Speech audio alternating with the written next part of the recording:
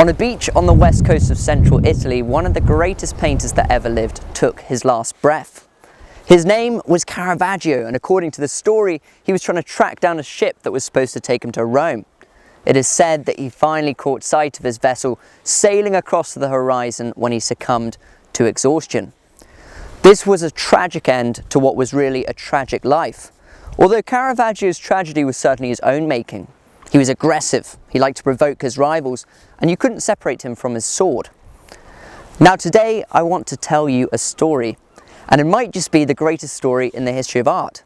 It begins when Caravaggio finally took it too far, when he killed a man in Rome.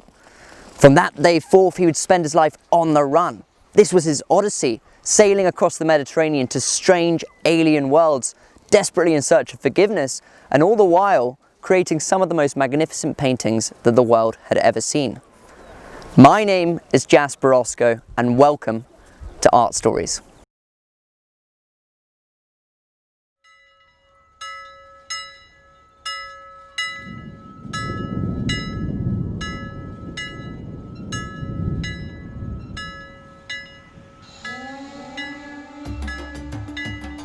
Michelangelo Merisi da Caravaggio, a man who had established himself as one of the greatest painters in Italy, drew his sword. His opponent, Ranuccio Tomassoni, was ready with his. The encounter took place under the Vatican's nose in the heart of Rome. But what was deemed lawful was no longer important to these men. Insults had been made, and honour was at stake. That is all we know for sure about their disagreement. Whatever the cause, the effect was a duel, and it ended like this. Caravaggio's blade met with Tomassoni's thigh, piercing a vital artery. He bled to death in a matter of minutes. It is likely that Caravaggio never intended to kill. He probably wanted to leave his rival impotent, the ultimate insult in 17th century Rome. But now he knew his life was at stake, and so without hesitation, he ran. The Pope immediately issued a bounty. A generous reward was offered to anyone who could bring Caravaggio to the authorities, dead or alive. All a bounty hunter would need is a head.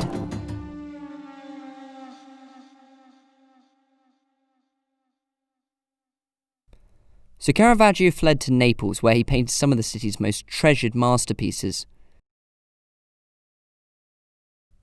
But it was not long before he was off again, this time to Malta. This is where I began my journey last summer, chasing Caravaggio's ghost across the Mediterranean. I was trying to hunt down where this infamous character had been, to see it for myself and to bring his impossible story to life. So if every now and again a man that resembles myself, though in much greater need of a haircut, takes over the on-camera responsibilities, do not be alarmed. So we begin our journey in Malta. In 1608, Caravaggio's boat docked up in Valletta, Malta's capital. The journey had been treacherous. There was even fears that his ship would be intercepted by an Ottoman raid, delaying the journey for some time. But maybe, seeing the sandstone city that was tinged pink in the late afternoon and the bells ringing from churches with great domes had made it all feel worthwhile. A refreshing pearl of architectural refinement rising from the vast desert of the Mediterranean. In Caravaggio's time, Malta was the island of knights, the Knights of St. John to be precise. This was a nation of soldiers bound not by land mass but by purpose. They waged war against the Ottoman Empire wherever they could find it, the first line of defence between Africa and Christendom. The Knights had been doing battle against the Islamic world since the 12th century, when they were based in Jerusalem during the Crusades. Through a series of victories and retreats, they had found their way to Malta. The Knights lived a strict life of devotion. They swore an oath of chastity. They weren't allowed to gamble, and religious obligation always came first. They were like monks with swords, and literally they seem to have been the opposite of Caravaggio's ideal crowd. In Rome, he spent his time amongst criminals and prostitutes, some of which made it into his paintings. He liked to gamble. He liked to get into fights. He was also probably gay, and sodomy would have been punished extremely cruelly by the knights. So why did Caravaggio come to Malta? Well, it could only be that he had a great deal to gain. In a word, forgiveness. If Caravaggio could earn the knights' trust, if he could paint his arse off for them, then maybe he could be associated with their cause, which was so respected throughout the entirety of Christendom. This would put him in with a chance of a papal pardon. So Caravaggio got to work, and his earliest painting from this period depicts St. Jerome writing. The painting represents St. Jerome, the scholar saint, best known for translating the Bible from Hebrew to Latin. St. Jerome was also a hermit, living in the wilderness, writing and praying. He is often represented with a stone that he would beat himself with in penitence. Around his ribs is the subtle suggestion of bruising. In St. Jerome's eyes and brow, we can see that he is moved and committed to his work, a halo around his head. The message of the skull, the candle that has just gone out, and the crucifix, which seems almost to fall off the table and into the viewer's space, is clear. Dedicate your life to God before it's too late. Some scholars have argued that the figure of St. Jerome is modelled on Ippolito Malaspina, a man who had recently rejoined the Knights of St. John. His coat of arms is in the corner of the painting, which is unusual to see on a religious scene. Furthermore, St. Jerome is typically depicted at an older age than this figure. He also tends to have a higher hairline and longer hair. He was a hermit after all, and Caravaggio has depicted him with a rather smart haircut. His hair may even be combed at the back. Looks more like a military man to me than a hermit in the wilderness. If Malaspina was in fact the model for this painting that he commissioned Caravaggio to paint, then this work takes on a whole new meaning. Not only do we see St. Jerome the hermit dedicating his life to God, but also Malaspina doing just that. This painting might well symbolise his decision to rejoin the knights in his old age. Malaspina was closely associated with all the elites in Malta, and it would not be long before all the right people had seen this painting. Hence why so soon after, Fra Antonio Martelli, one of the most famed and respected military leaders in the Catholic world, commissioned Caravaggio to paint his likeness in a portrait. What Caravaggio painted is often considered to be one of the greatest portraits of the 17th century. Martelli emerges from sparse darkness. Caravaggio has not hidden the age in his wrinkled skin and brow. He was painting him in his early 70s, after a life of honours and military victories. The eyes are big, textured with depth. A glistening white spark conveys a hint of emotion. They seem like eyes that look inward more than anything else. Caravaggio captures the introspective knight, perhaps pondering his years of experience, but he still rests his hand on his sword, ready for the call to duty. He holds in the other hand beads of a rosary, a symbol of the Virgin, and the knight symbol, the cross of St. John, catches the light emblazed white proudly across his chest. This painting would mark the start of an approach to portraiture that is characteristic of the 17th century, the honest portrait, where the sitter reveals himself in an intimate way to the beholder, not stoic, proud, austere and plastic, but very human.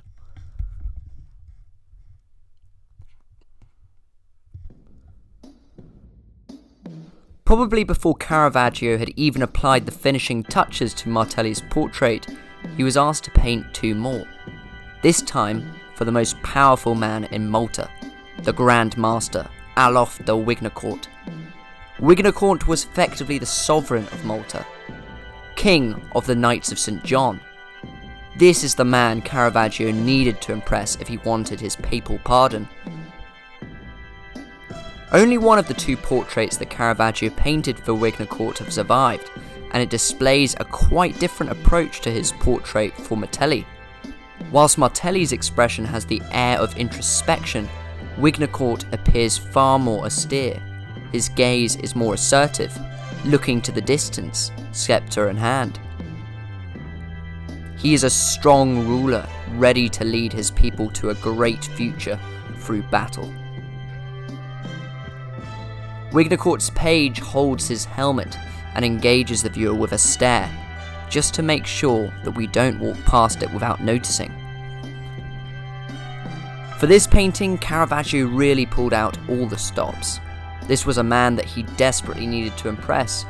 It is unsurprising, therefore, that he portrayed him in this flattering way, hiding any imperfections, such as a large mole that Wignercourt had on the left side of his face, discreetly in shadow. This painting is also finished with so much care and attention to detail. The armour is articulated so crisply, every bolt, every edge, and the way that its surface responds to the light in the painting has been meticulously considered, measured against the way Caravaggio sees it in his studio, both naturalistic and electric. Wignercourt was impressed, so impressed in fact that he decided to reward Caravaggio. He wrote a letter to Pope Paul V asking for permission to make a man who had committed homicide an honorary Knight of St. John, as a way to recognise his loyalty and devotion to the order. It is interesting that Wignercourt didn't mention Caravaggio's name. He surely knew that the Pope was very much aware of him. After all, Caravaggio had been the most famous painter in Rome. He had painted the Pope himself, and the bounty had been issued by the latter as well. Maybe Wignercourt was trying to sneak this one by, knowing full well that he would be less likely to authorise Caravaggio receiving these honours than an anonymous former sinner. Caravaggio is about to become the most un-Caravaggio thing possible. His full name, Michelangelo Medici da Caravaggio, would begin with the word fra, meaning brother, a title only given to monks and friars. However, he still had one last obstacle to jump. Wignercourt received permission to grant Caravaggio his knighthood, but he withheld the honour, offering it to Caravaggio on the condition that he painted an altarpiece for the oratory of St. John's Co-Cathedral, the most important religious building in Malta. What Caravaggio did was create the greatest work of art that ever graced these shores.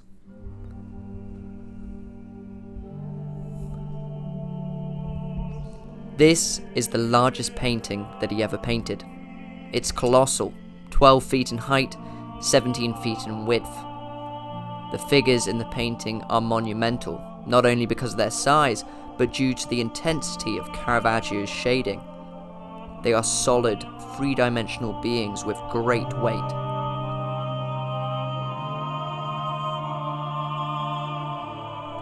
This painting depicts the beheading of St. John the Baptist.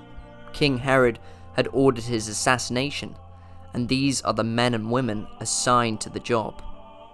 His neck has already been slashed by a sword that now lies on the ground. His hair is held roughly, whilst the central figure pulls out a blunt knife from behind his back, ready to cut through the cartilage like a butcher.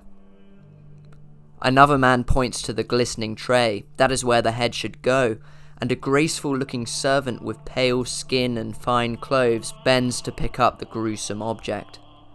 According to the story, she would later display that head on that tray at a banquet in King Herod's palace. The old woman behind the tray holds her head. Wrinkly skin, bony hands. She is a precursor to Edvard Munch's Scream.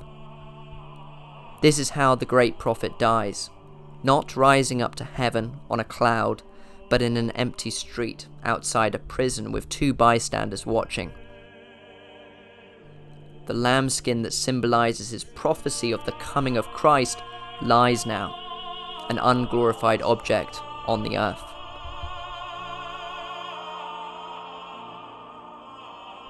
Such an important religious moment has never been portrayed like this before. The unglorified martyr on the earth like an ordinary human corpse, treated with machine-like efficiency by his assassins, and there is so much empty space within this scene, conveying a kind of stillness and silence. Caravaggio created the ultimate image here to inspire in the beholder sympathy for the dead prophet and respect for his sacrifice through the tragedy of the horrific ordeal. It's paintings like these that make me think about Caravaggio as being the ideal Greek hero, that through paint he displays his virtue, the way he meditates on how to treat the subject with respect and to inspire churchgoers to turn to God. And yet, is it blasphemous of him to sign his name in the blood that is spilling out of the Baptist? Fra Michelangelo, Caravaggio's first name with his new title. This is the only painting that he signed, but it seems like a pretty inappropriate time to do so. Maybe Caravaggio is trying to say something. Maybe it's a way of connecting himself to this beheading. He could be saying that with this painting, you have my head. That's the bounty paid through art. Now grant me a pardon.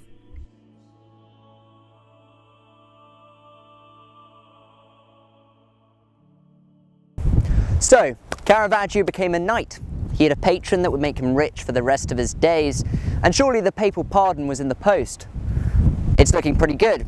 Happy ever after, right? Wrong. Because Caravaggio had a shadow lingering just beneath the surface of his polite, enterprising demeanour. He had pushed it down for a long time now, but on the eve of the unveiling of his great masterpiece in St. John's Co-Cathedral, it rose to the surface once again. He assaulted a fellow knight in a raid of said knight's apartment. The details of Caravaggio's crimes are uncertain, but what we do know for sure is that he was imprisoned in a pit at the knight's military fortress of St. Angelo. For assaulting a fellow knight, Caravaggio could have served many lonely years in his cell.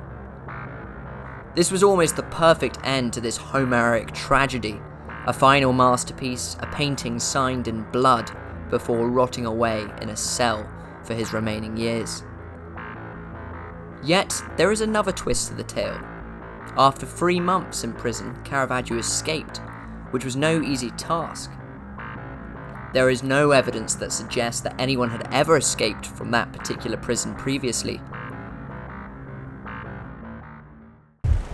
So we're at Fort St. Angelo, which was built for defence, but also doubled up in the 17th century as a prison for various people who had offended the Knights of St. John. And Caravaggio was here. And this is also where he made his grand escape. He was in a cell, and somehow he escaped from the cell. It's said that he would have needed help, that he would have needed ropes to get out of the cell. And then he somehow got to the top of the castle, unseen by guards, and then finally he had to make a leap into the water. Somehow he had to get down there. And then from there he would swim over to the mainland.